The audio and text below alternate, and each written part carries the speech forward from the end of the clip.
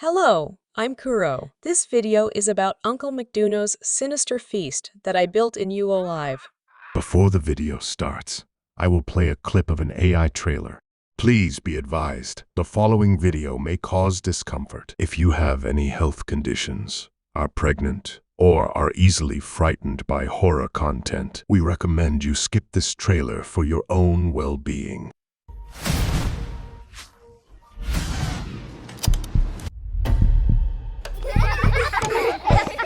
Night falls. A notorious man barges into the restaurant, causing chaos. No! Next day, the man has disappeared.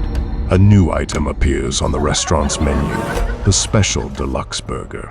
This is the tale of Uncle McDuno and his special deluxe burger.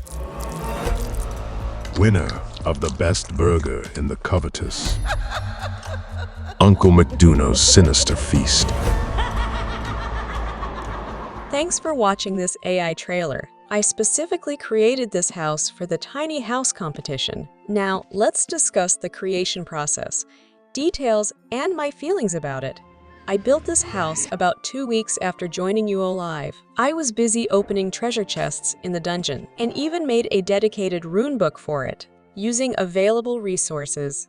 For the house's exterior, I researched McDuno's color scheme on Google and tried my best to mimic it. The golden arches, constructed with UO's unique architecture, serve as the distinctive McDuno's logo, along with their cheerful yellow chairs. On entering the first floor, you'll see a rare menu item that I found in a dungeon chest, which I used as McDuno's menu. I added lots of food around it, especially hamburgers, whether they're poisonous or not. That's for you to guess. I created a character named Walter White with an extra C because someone beat me to the original name. If you've watched Breaking Bad, you'd know who he is. Yes, Walter White is busy concocting the deadliest drugs and explosives for McDuno's. It's better not to mess with McDuno's as there's a darker organization behind it. I wanted to bring in McDuno's friends like Birdie, the early bird.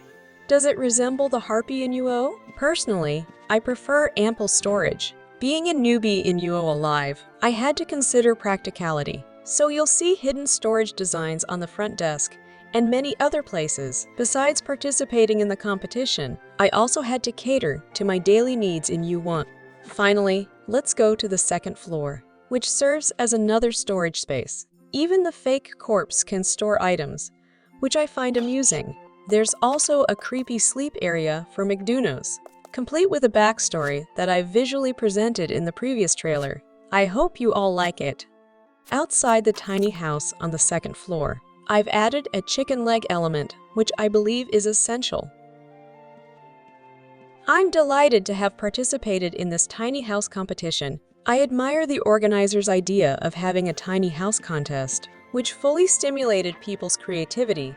I'm also pleased that so many people took part in this competition. Although I didn't win, I originally planned to tweak my house structure a bit and participate in another themed competition, but I was too sleepy, so I went to bed. However, thank you to those who contributed. It's fascinating to see so many people looking forward to interesting house designs. I'm glad to have been part of this event, and I think both McDuno's and I managed to bring laughter to everyone once again. I personally hope there will be more house-themed events in the future. The sandbox system of UO really gives me a lot of creativity, which is why I entered the gaming industry and became a designer. Unfortunately, not many people share the same feelings about UO as I do, perhaps because I got into UO at an early age. Many of my peers are pursuing graphical sophistication. Only those who have experienced UO like me would understand what I'm saying, especially in the era of 56K online connections. I believe a truly good game can teach you things. You know, even though I was so young when I played UO with my brother, I learned a lot,